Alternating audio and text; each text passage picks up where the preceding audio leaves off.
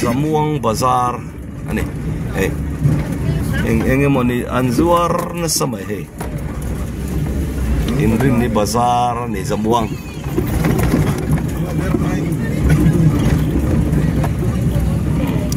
vela ma kortha dingla ma kan hun ape ngani tatang hen vela bi kan kal na tu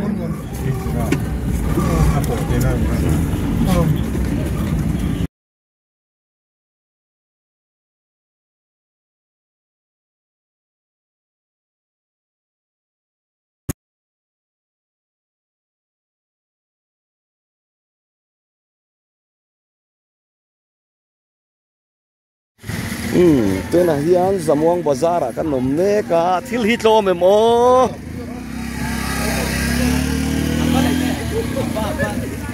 hey khawo nai deu to thom na lum pom tran kapi mai pol hi eng za ngai ti pakhat som riat cho na hing beloi ho hi pani som nga chon ni som nga ba khor hi pani som thum he lampang e thom no lum lampang no blanket te om ton ta chuan he lai hi chu electronic lampang ani in shal time kapi vein hi chawang lawa shal chek tu lum ti chuan he lama hian second hand lam ni tur ka ngai mo za te tam mai he he lampang kan kal thak hian zol nuam pan na kong lampang kha ni balupur tur lam Zamuang lam balupur tur so bazar tur pon lo lokal belzel mai ti chuan elai Zamuang atang hian zol nuam kan chuka kan kal phei zela kan mun pan na kha ni ti chuan tatang hian dinglam kan pen hian kortha pan na kong ani wala hi Zamuang a 0 point ve deu berchu ni hela hian forest se get oma hian hetia kan phei hian veilama hian bai rabi kalna kong ania ta dinglam kan kal phei hian ma mit lampan na khani mo kortha te atlo man yang hei an thing na samai se khon haname e za tangin ti kapi sanga hon thar kuna ber hon thar se hon thabe kapi ne police andrenga nangwa arte enanga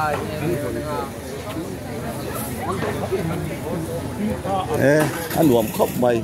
Zamuang Bazar hi he van lal na wanga tana kal varian dang chuang lo teng khan chitin dam tin kan leng za thini lain hei thom no lum lampang tam khop mai ti chuan ni kapi bazar hi inrin ni a chau mi om chin inrin ni a chau mo ani chu enge mizo ni lo hian don bazar ve thinem khoi khua nge ron bazar thine la hian reng il kortha zol nuam kan avat thave alo mo me he la pai ele thuak sin tiang he lam po hi eng mo chome lam te ni ti chuan kan phang thuak kang hun kan nei tam lova chuwang chuan na al hi zo tiang awi lam hi e zangen ti kapu kai kuang hi eng zangen ti ke sia zariat chuan ngaum kha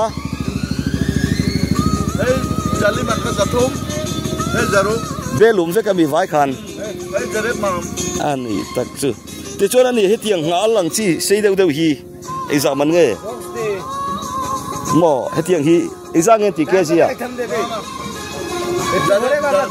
zariat ngaum atui chi khan he ti khan riat kan khe thei tu ranga yang helam poson om nama ro chu are thi nang deu put to chu wang chuan kan ti lang vek to lo ma yang ti hian venia zol nuam bazar kan khenga o zamuang hei hetiang hi enge pekhat exame kurma ni ka dinga kurma mo exame pekhat hi what have cheng soman hei singara te gulab jamun mase hi thona bom that hi ei tur lampang chi ril tram tan ei tur khom hala ta hen fe tu tu hei an kang thar ngal bokani koren nani sahar to ikhane lakona ti hian zamuang bazara kan bazara ni venia in rinni bazara ni an wom khop mai han bazar zela cha ko me amaro chu hun kan nei tot dewa kan bazar rei lo mayang rila tram deu to hotel choina turo mai silawa hei hemi dor chung hi forest duty da thin khania alani tur kan nga ya thing pui lampang no por do ni hei sile malam khane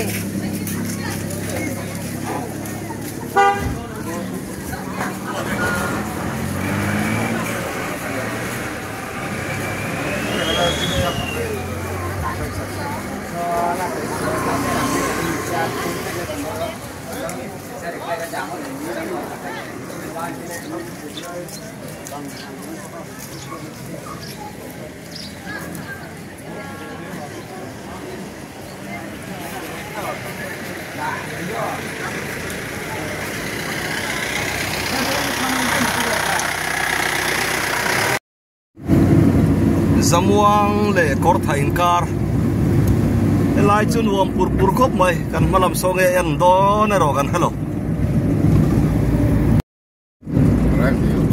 reng dil kho chung ni helai hi zamuang le reng dil inkar hi km nga vel la thui ni a reng dil kho chung pon nuam khop mai kortha kan theng ta zamuang atang khan kan kal zela kortha ko chung an lut ta ni hian kortha ko chung bol ve khop mai he ama kan tlang kha chona nuam a sing mane he alo bol ta deu ani hi maintenance hun lai ta kan yang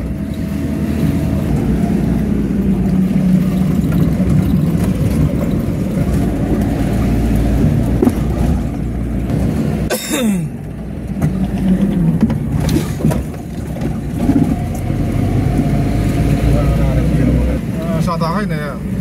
ho alo ko me da kortha hi in exam nge diang le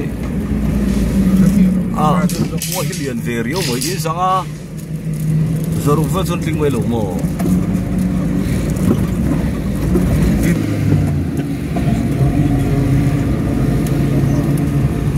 kortha hi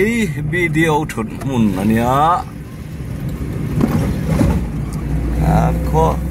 theng po hin wom viau mai in le lo po thira nuam e changkang riau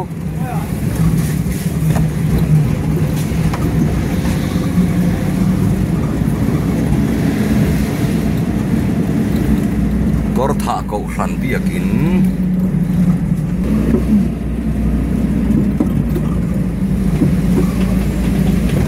la chu va chuk ve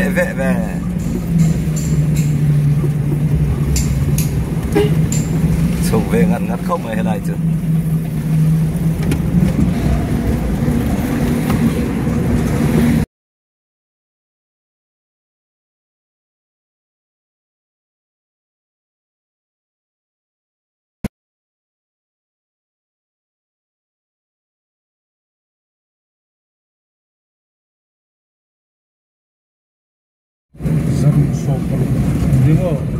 Kortha Community Health Center.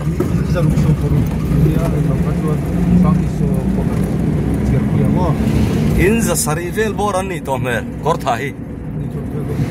Eko chung pon wam via ve. ผู้สนเตขัวตันปอยยมโลตุรางายังฮิกอร์ธาฟิลพูลเดงาเมโมเรียลฟุตบอลกราวน์บิค่ะลาฮีนี่ artificial grass โลพาซุยตัวนี้ฮีตักเที่ยวสองอ่ะยังว่าเฮลายกอร์ธาฟิลฮีนี่สอมพอได้ถ้าสอมพอได้สร้างนี่สอมปันยันเสียมันนี่เฮ้ยมวยครบไม่ artificial grass อันโลพา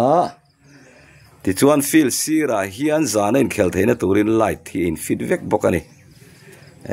มูอันรวมครบไม่ส่วนเฮลายฟิลฮีสร้างนี่สมนี่ปฐุมเวลบอร์อันผาจอกข้านี่สร้างนี่สมนี่ปะนี่ตระกินมันหันลัตนาสร้างนี่สมนี่ปฐุม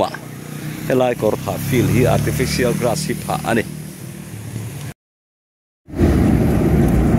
กอร์ธาตระกินตุยดำกันปนาดำหลอกรีฟรังก็มันไม่ใช่กันมาเห็นปลาฟุดไหมกงฮีกันปลาน่ะจริงจวนหนอมเวียวไหม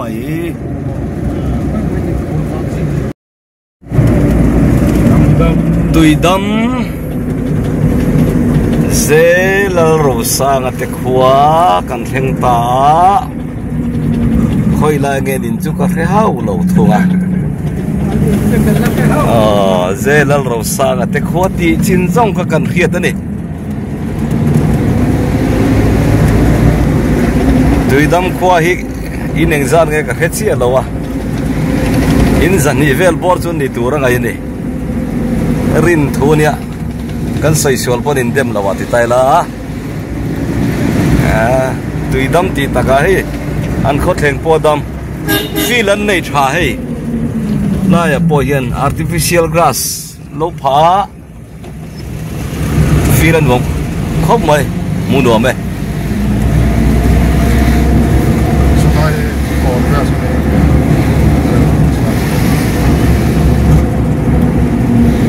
ไล่เวลิมาเฮลายบอร์เพย์เวลีเซลล์รูสางตินเวลนี่ตัวรักกันง่ายเวริงก็ตาอินจัตุมจัตุมสมงาเวลบอร์นี่ตัวรักอะไรนี่ตุยดำขวาฮีกงข้อชุมกงปนวมวิเวตาซอนดิ่งละมักเล่นมามิดกัลนักกงอันนี้เวลามาเฮียน PWDSD ควอร์ตาร์กัลนั่นเองที่จ่อจุกันไงตัวดูมันตุยดำอันนี้ฮีเซลล์รูสางเตอินขานี่รองเราหน่อยทาร์ลาร์ลาร์ไหมแสดงวิลาที่ขานี่ว้าลาฮีส่วนกันรีชวลละเว้ตุยดำโฮเทล MS Hotel and Restaurantนั่นนี่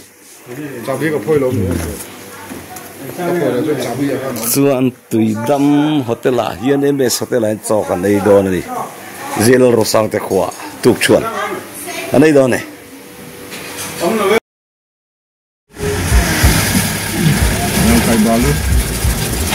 ลังไก่บาลุพูดตัวนั้นยังชิปารันโลกัลนัวลไม่ให้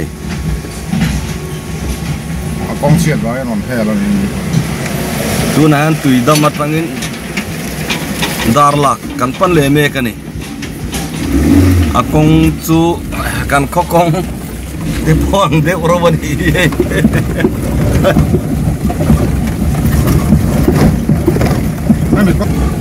ลำนี้กงลุยลำมันเนี่ยกงทางลำปังโซ ZPM GSME ผู้มาตันมวยอาเซียมเมกะอาเซียมตั้งโตนะจุกินอาเชลุตุกะกัลงำโลอันเดียกงฉลามให้ลำเห็นทีนี่โอ้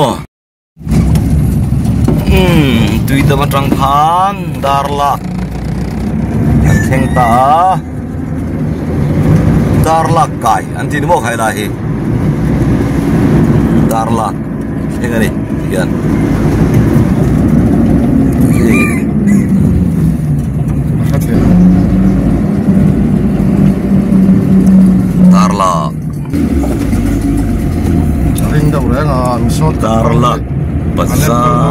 Chúng mồi á, sao hả chú? Vì sao hả một đấy? Ăn không mấy.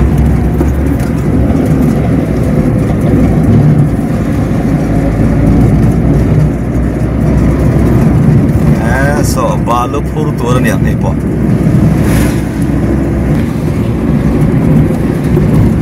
Darla ka po hi balu treu mai he. Purur mai hi tipar ho po. Mo. Mà mình quen ăn hẳn phèn ngã chuông, quen ăn tam lên ngã đạp chuột, khen mai ngân phèn ngã chuông với phải lên phèn được không? Tatang hian Kortha Forest Division. Ato pa ni. Hei langkai balu pur ni turun ni. Leilo na niya. Nei hi darlag le ni mo. 26 ton. Lot it. Ton som ni paruk kapur the ni hele lian.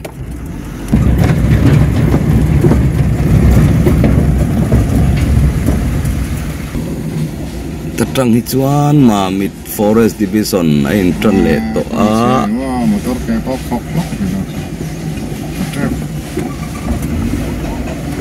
lai kong chu a che khop mai leilon bul khania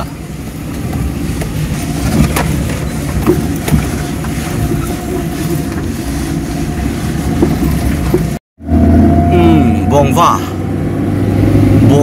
khua hi alandan mai trang hi chuan in tam lu tu an lawa in engzang nge ni o khia thiam har khop maya konga tanga landana hi chuan in zam ting lawang in somthum somdi velan yerin om maro chukan chiar lowa kan khebik chelo khi lai lang khi Mamit ani balu pur tur ho ni ang tripararon in zui zut mai wang hian chuan ti hian Mamit nuaya kan kalanga Mamit khon nuai ania veila ma hen Mamit kho chung pan chona o mani lai phei chu adum le zor to mai ta hian aron chuak tha tian ain som ta ti chuan West Phaileng tatang kan pan ta don ani Mamit kha kan tan pel chia lai chu kong thar chu ni lo na lamam tha kho mai pur West Phaileng chuan kan nam ta der mai ti chuan helai hi lo phu de loi moya kan hu china chuan helai hun hi MNF campaign office ani tura kan ngai dewa hei scholarship lam mi te po kan hu hei Con anh kan lo sim hello meni ado ni sila tu ya wa ki kota atu sul wala mau pelwa tichuan helai hi vena campaign harna program man na turani kan dei seya deungo ta kan zo ta ni mele to na helai flex emele flex atam riau mai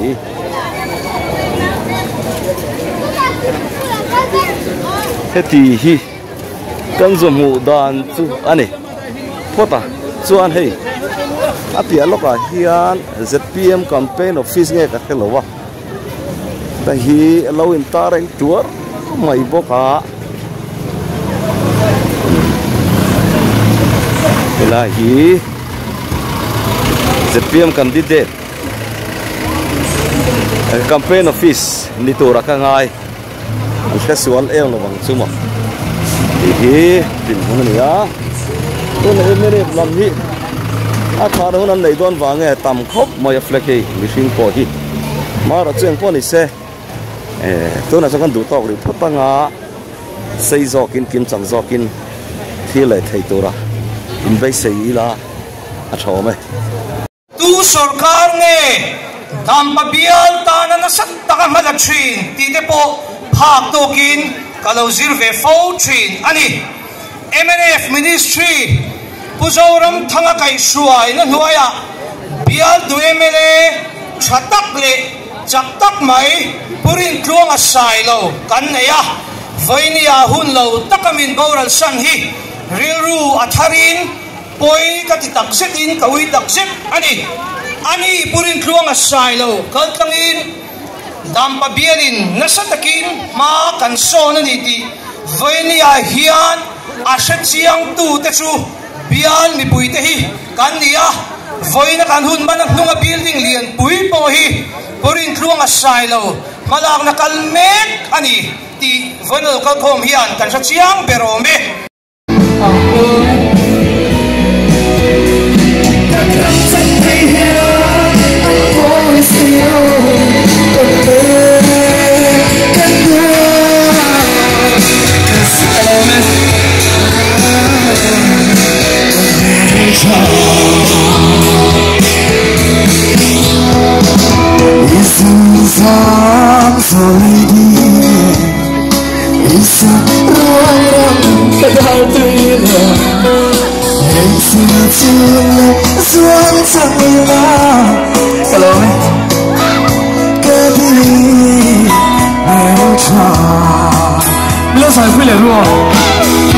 Point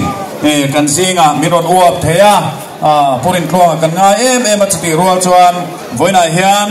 luson min tuinen campaign kan bei angaya so chumi poite point min thia thiam kan dua pilal biak thromi thu soi turin atu zo pia soi turin kan some uchen men le voinia ram le namtana ka pasalina atho puite zong zong in zawai lom thu kastoya ka pasal larin tluang asai lovina min lo thi santa lovina min lo thi santa ka chuan by election nei lo ngaya chu da tan chuan I headquarters in Dr. Ang Lal Thang Liana Senior Vice President Aron Ruata chuan Dr. Thang Te Tan chuan campaign in hey campaign hunte along top to no na voinia kan campaign chung zong sunga min shwai tu kan pathian chunga lom thu kasoya campaigner zong te sumai riru tha le zung seng tu zong te chunga lom thu kasoi le a ta pasal larin tuang asai lo kha in mangaya in mangai em a ani po in helai dam pabial hi amangai em a aril ru angai tua na zong ka helaya hian aseng china I zan mut mo nar mo at hian nei china ni helai dam pabial hi na tho tur hi atam atia ma lo son ve se helai dam pabial hi lo eng ve se adu china a thei ko pin athoka a hun top theng khan helai dam pabial tan hian athokani chuan ka pasal larin tluanga in sia reng nan le in ral nan Dr. Thang Te a hi in lo vota in vote lut tak in lo pe ka aral nan in khongai na karon dile kalome candidate Puthang Te headquarter kan ho tu te elai block ho tu te le thok tu te dam pabial mi pui te le voina kan thu ngai khatu ra local zong te in bial tu ni thi pulal rin chuang asai lo kan nau kan ngai ben melo boran santa ka bangin amun ruaka in than na nei lo tur ta chumi muna chuan kan candidate Puthang Te Senior Vice President kan ronda chumi ta na helai by election a campaign tura local kan ni a mi ka be she ba kenin chanema alo mom katia wes filing hi pulal rin tuang sai lo MLA na nuaya atayang chin develop na po inkal thui pui nen kan ria amabaki chun zom tur thatak MLA in mamo re ani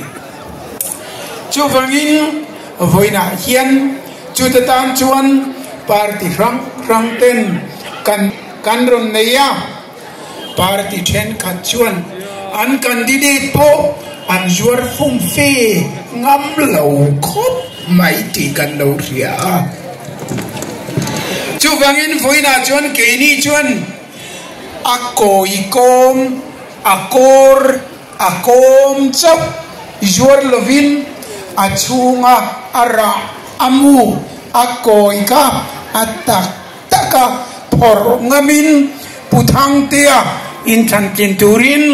in nena kanron tar langadi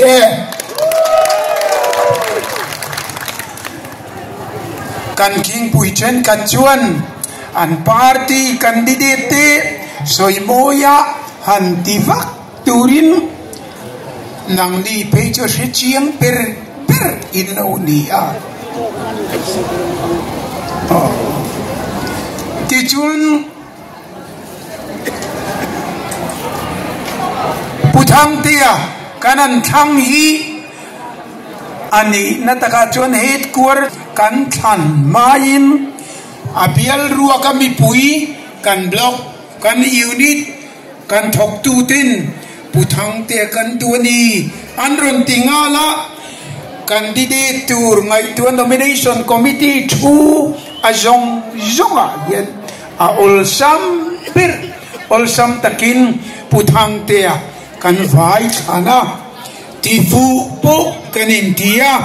atop tringin kan tifu ji kan rezel don ni in kan ria lomom kan ti ama fak angai ran love in rechiang lekhachiam doctorate degree ne hiel tin chubaka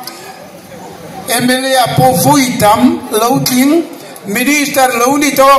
zorambi isong ina siang takakan triat ko thana po kan michuan for ko thanupa zirlai movement apo tu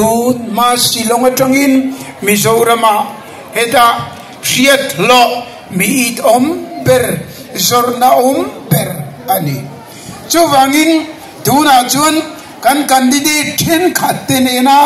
han khai kin rala chuan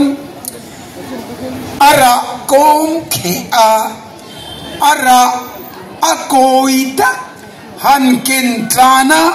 han buk chuan vasit le che pabuk kan ang lom khop khati chung kan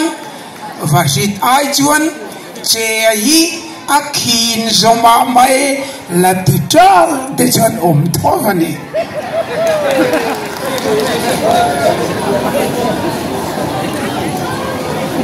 amai ro chu anron zor chu candidate soingam vak lovin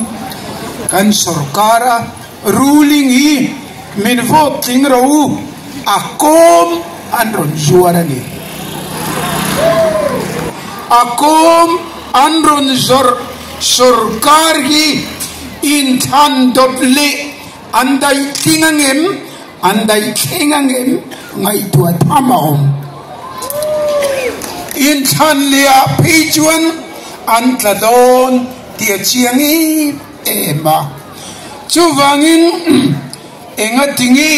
antlak don anlautin na chani na anmani an eat anta ema an experience tam ema chuwangin mipuin kan thangking anilo MNF an sarkara Congress an sarkara MNF Congress ani thin chu wangin min hello min in chin ro ZPME antia chu ti na chu in chin khi pui alo the da en chinang en chin turingot mai khi khan aron vor puarda ti chuan ne tagathan tin ania kanan thang kinga kum khat aliam mai ngoi te u kan so nai mau ruang ye mo kan tia bing ta ye ni tat mai kan ti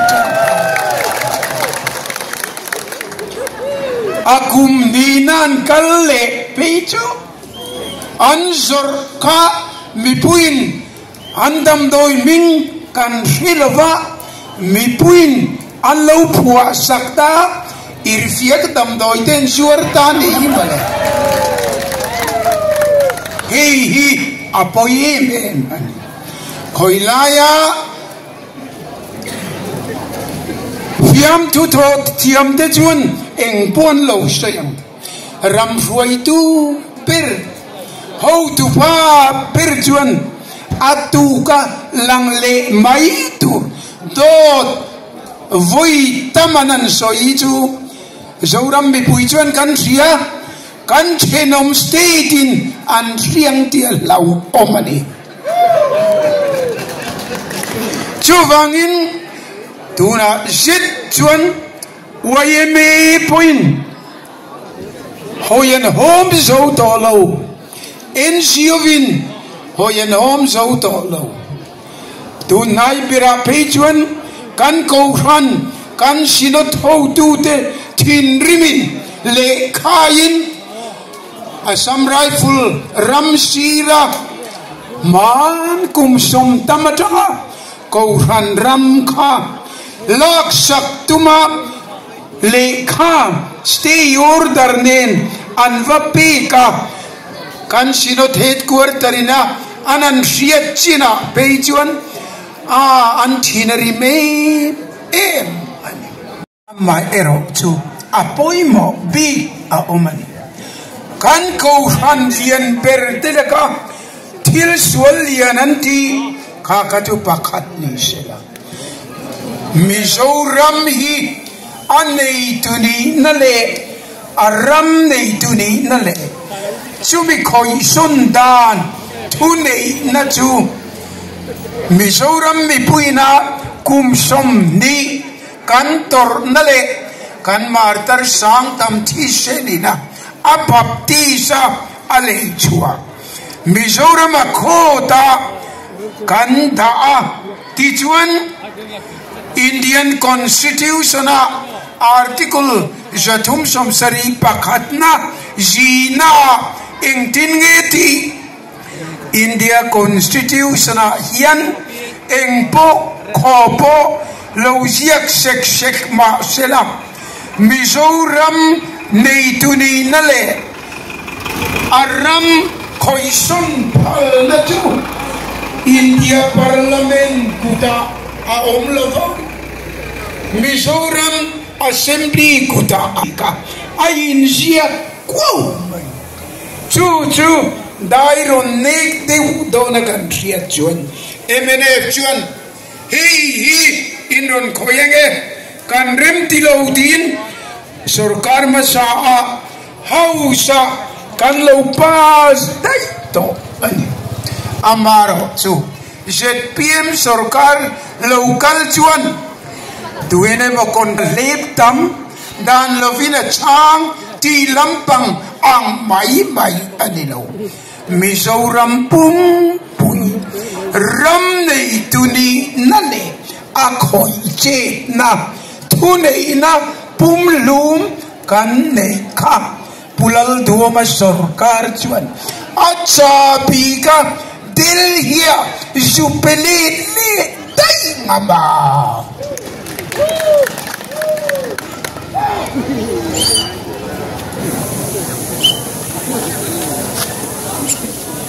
asoy moinan article 371 G2 arhechiang perkani antia an ho tu pana au puya khatia au pui ngot khan om je nei lo Johana bung thum chang som paru ke chu abaya tre chiang berkani tingotin au mai la om je nei lo midang poinan tre tho apoi mo berju ahum him ngam apoi mo ani ramle nam article 371G fiat chian ngot ani lo kamina mizo nam nena ram nei tunina ape kha ahum him ngam apoi mo asal tu chuan fiat chiang ma sela asal chuan apoi tur apoi zo fek to chuwangin zoram mi puinan huwa lo ngai reng maula chang tharin an hotul tulang amaro chu rian huat main in thanakan nei thuai anga ZPM sarkar tlanga MNA alo dinganga he ZPM sarkarina resolution hausa apasi MNA sarkar vele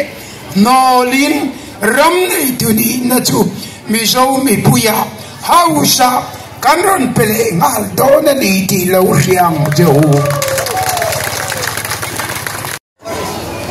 mana putinga huna changin puhola huna keika huna khovel dang de na kanin kalpona pui mo ber leng puyer pot kan theito pin kan lo cheya aron lal ve dek deka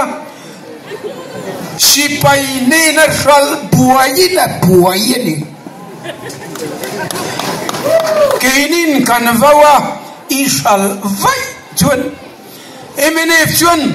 anei tu mu heksu akhum fa mu heksu kan ti dona de kan ti tuna yenan ngoi ta deu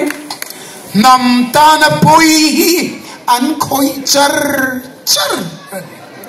chuven zoram bi puin tuna chuan tu man an tu talo an tiam ro pui ber so thing man khang zong te ka zoram bi puin so thing ti so ye tang yen kan thinarim sa duran chu changani lo an ministerin kan so thing kan sarkarin aleya kan nuai zanga chu lebru kaumani antile ngala MNA fotu de chuan a omani lo mo tin lo va puila ala o viava anmani minister perin anmani sarkara lebru na nuai zanga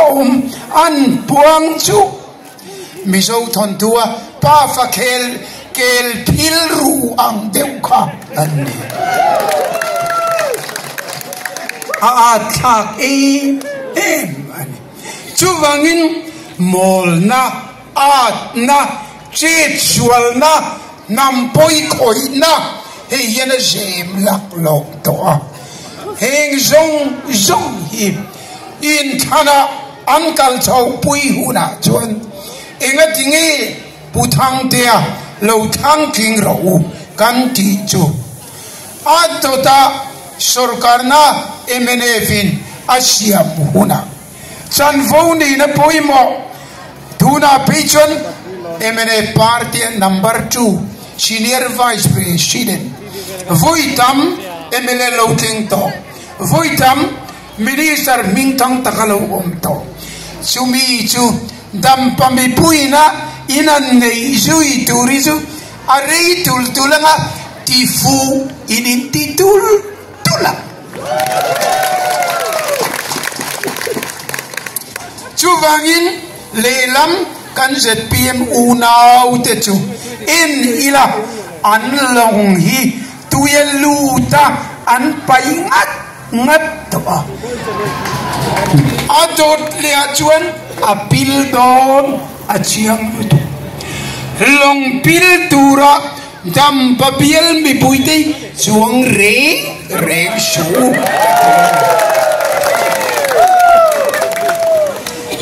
MNA president ani chuan soi ring ang chu intimate kanais secretary liano MCS secretary liano sarkar kan engineer kan sarkar na to koki hanso teu adota ZPMI an sarkar le shel in ringem titeu za somriet chuang ki chuan an sarkar to lova kan tu lova atlak pon tlak bok eklo anti-fake ani chuwangin voina hian thu tam tak soi tu rom amma ero chu kan soi tu chu hi kanin chinna hanin maila tu na changin an ma ni organization an party in some komi riachian pole achunga ange alautam boka ano tu pa birhian party teriu te dictatorial power lo fual riptang kum som lideu to kaka anna ania atisheda atananto Cucu sarkara an lalu canta rampung visin cantur po ak kabinet po ron ngai tilawin ama pawarin atun mati tanangin kalpui sung alaw ni silava kabinet ti ron ngai ti alaw ni cuvangin ka dictatorial power party te taktia a practice ka sarkar chuan ti sila lo remia lo maya tuna chuan an manganta mani tui lova opke utam lutukan buaitani chuvangin voina hian kapoin nunung beraka soidu chu adota ZPM hi antladon chianga MNF a sarkar dona ZPM candidate kan kinchu long pil dura apial mi puiten zulu chil ang ania intu haula chuvangin atot lia pathian le mi puite jara MNF kin pui kum atseng don ani chumi huna chuan dam papial hian puthang te hovin ro pui taka neina lom taka in lom the nan long pil tur atel candidate thang lovin atota kin pui kuma neina ro pui taka candidate minister tur huai tu poi mo tur ron thang king turin dam pami pui zong ti ka som chewa in chir hau ti fu in ti otan ti ka kan so itu ani kalobe ale hey bloka member thar zalile somthum Wes bloka member thar zalile somnile panga al South bloka member thar zarugle somthum ania avain inhan puan nuwa member thar te sang khatle zalile somriele panga ania kalau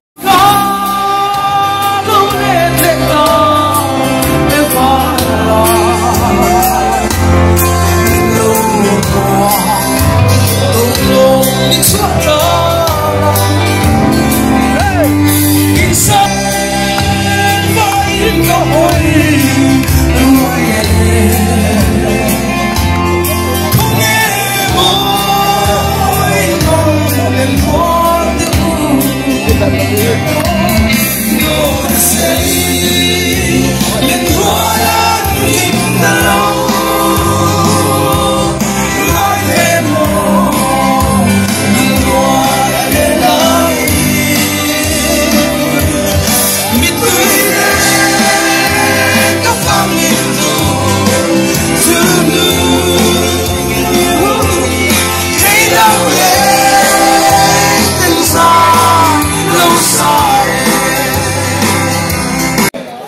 để cái pe photo te in zavain với này à chỉ vậy cái bộ phim chua tụi cái local cái hello va tin với này hay cái president giống tắc bây giờ làm thằng mình uop thế ya suba cả chọn hay special mention pek tour cái này mới lệ tin suba cả cái aizol mình uop tu cái mirror te tin với này hay cái thọ pui zoma mình khen pui thế cái lom lẽ mà ya với này helai muna local com te mình chú sang cái này a party ngot cái này bị cái lova party pon lam pang mi engem bosat in karinga alom katia tin lung chungil tagin lom thu kan soi rim ani lai chuan ni min tlai anuam hom hle maya sil suri khopuya amakamak tam anga phian anga khu maya kan kal khoma kanimele te panga in benua pa aki ro chu ta leka sakmathong kala thiam pan lova hindi ngatin ni min chu public meeting kal ve tat ani kut erosion beng ring ve khop mai ti sei do ni whether chu hey adang lom khop mai chu chuan apil fi chu he bia la hian bia dang lom tak mai ani ni ti he chianga tukin jinga poko soya ai long chu aizol dai chilpit pak mai ani a re po chu tiang bok chu ni phai leng po ala chiam lo chu ti mek lai chuan abial thang lam pang ina adip ro chu Bangladesh ram ania inau phak maya omani chu tiang ani mek lai chuan thil dang chu rong chi rang sang po thiam alo ngai dewa rin tluanga kanau hian athiam man ching ka ring lowa kum thum chungin katling ani chuan chakma chungin du tau ka thu sui thei ka tum te ka zu tia an lom ve khop mai chu tiang ang bial dang lom tak mai aizol ka puya bial te district headquarter bial dang net ai lang lowa bial dang lom tak ania anuam katia hei thanile nili chia campaigning ka fe chuaka he bial a yan khwa somthung le pathum atang o somthung le pathum nge thum li oma ka ko chua ku fe ka tum nga ni ben pia khan ka lom khop mai ka la kham lo khop mai December tha thigian campaign the lo ni se ti ka cha khop mai a chan chu a bial ni phuite in ka han thwa den chuba ka public leader ka han ti khotang phoi tu te kan dor a chung ko ma chuan bial nuam tak mai min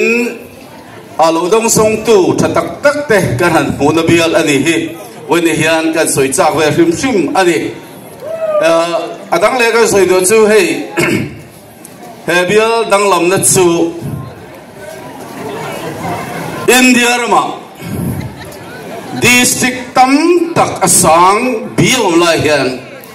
Mizoram hian district so pakhat kan ya chu district so pakhat kan nei ni singa chuan district klema choi ka ngai nu fol de bi ka hianin India sarkar hian mami district min lo puang khang lang ani chu hei voinia chu bi district ka kan emele te pathi puro ba ro moi roi te handing te auma akhai swak tu rian a thapia no be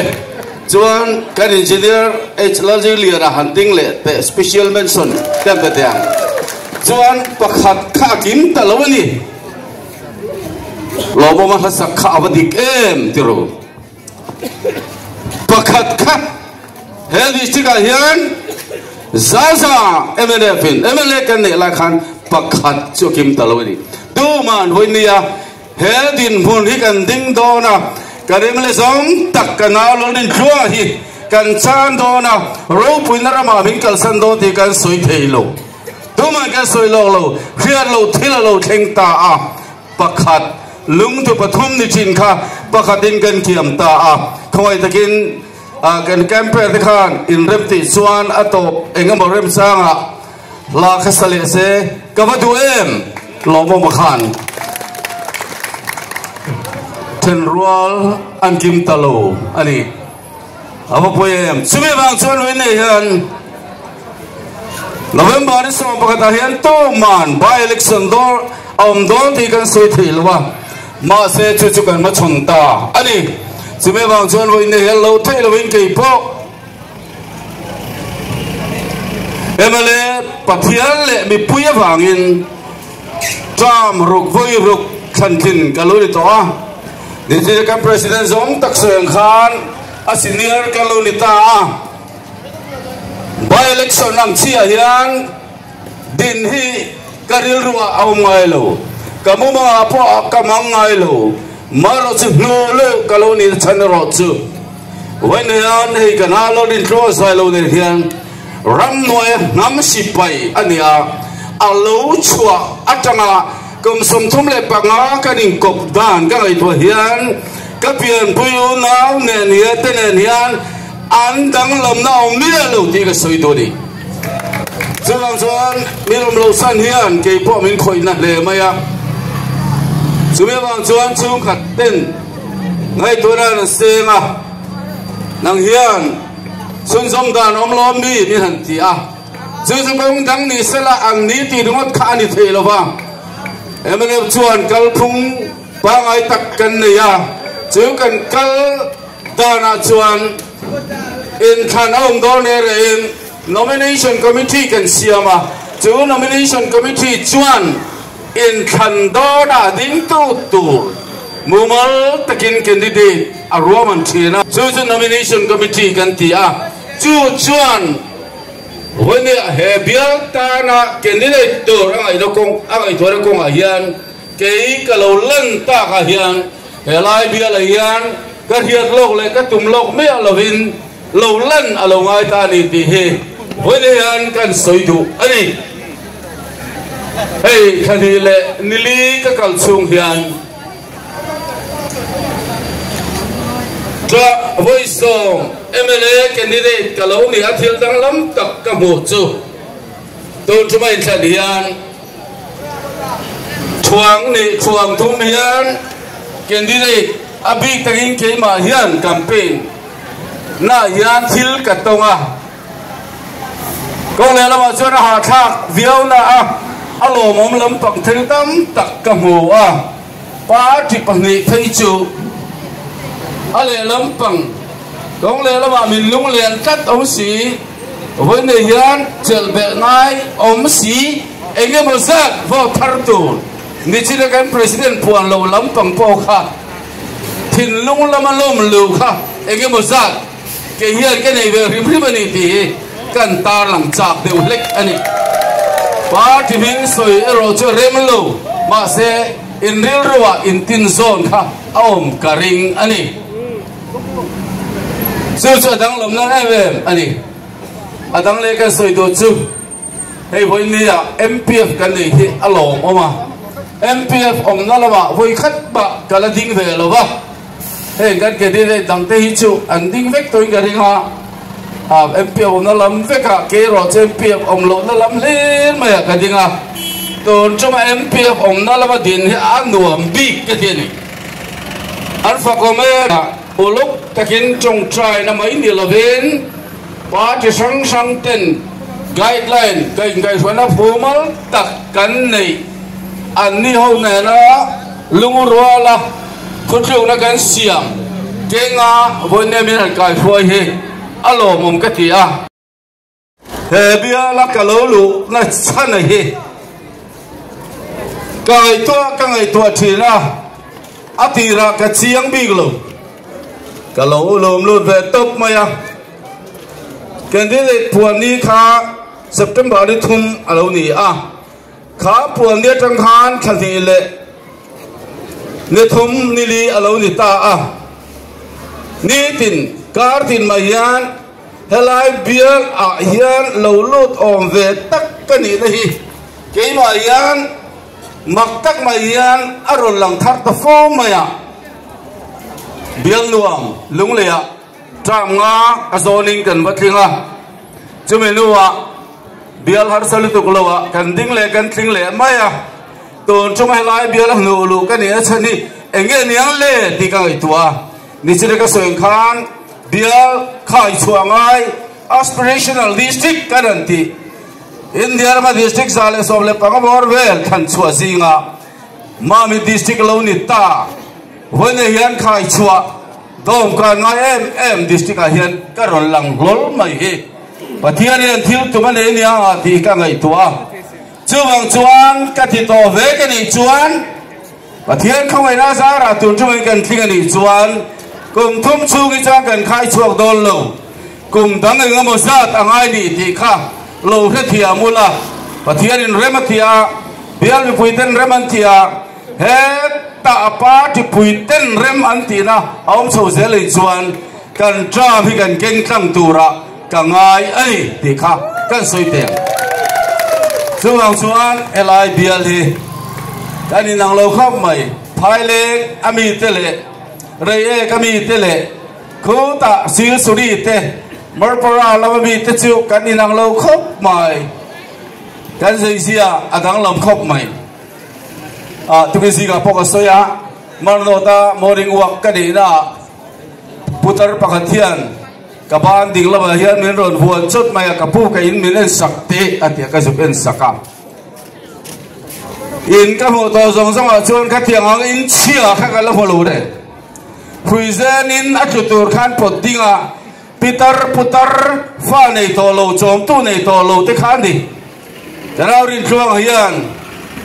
arem chan na sakbera ayin saksak alo tum tak mai kha ani ti din sil kheng he a na thok thei be alo nak tu ka nge kan nei don ti po an ngai tu alo ai an nei lo chu ti khopa har sa zinga tlaya enge ni ei chop khatianga ngai tu dan po om lo khopa voina din mon sedin mun lutuka om te kha alo ta me mai di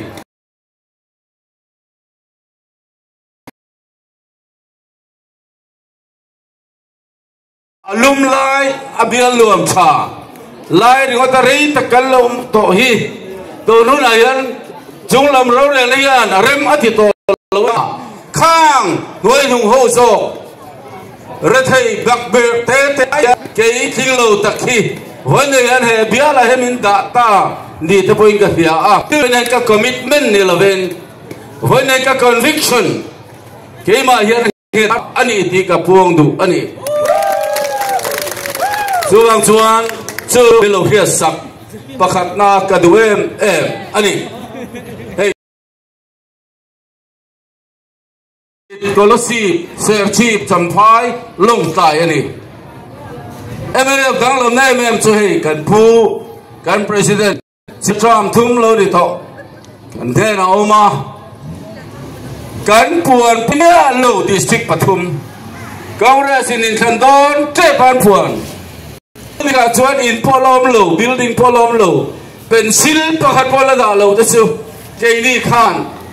chun zum tha kan ti kat mai district ti ho thing tu he kum som MNF sarkar la ya ana tho ra ni ti ka soi cha kan hoina kan chi si om he district panga kan puan ni silo tu he MNF hoina hian thilen chiangai tam tak om sarkar ma sa te thil ti reng reng ani lo zo kal pui thi ni tha a fil lo enga tige kan higher secondary kan high school te and middle school te dol ka sarkar aunga provincialized tu ra kan da to budget siam to an sarkar thar lo pianga kan ti tat lo ti hi zona yan takania assembly house a hian hei chu soi felang ai ni chirahan kan president zom ta khan FCA chungchang ron soi helai dam babialte ba district page atuar do ti alang reng ramria tanga kilometer za belan po chuan ri e khe theng rim rim he bial ta hian tor rap khau do de ngam pui soi le tak tak ang chi thil hey public meeting ke kal langai lo ka hoi khat lang na le tun thu ba public meeting lo zong le me gala mi na kan lut rek reka kho na fiat thiam na kan dila kan duam de le ka dik ka hoi khat lang tu kan election a he public ki om lo sem sem ma ya achan chu khohar chung telam kan ne wang hian thu soi na hun mi pui ma a mi bir ma hen kan nei ngai lowa don tu bi kan nei voi khat na ani tamai ni chu than to tun than campaign hun to pa kan nei thei chau ta hi sarkar pasa in ato kan chun zom du lo hi apoi thi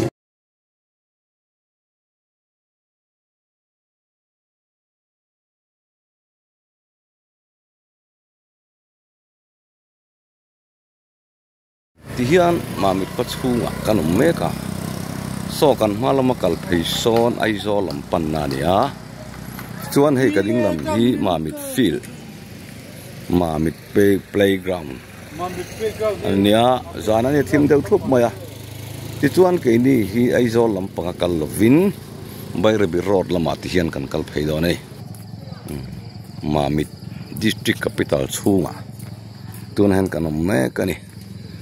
khulai kan thilai mek lo eng khu PHU complex ania nai hi mamit ko chung peng thuam lai tak ha ani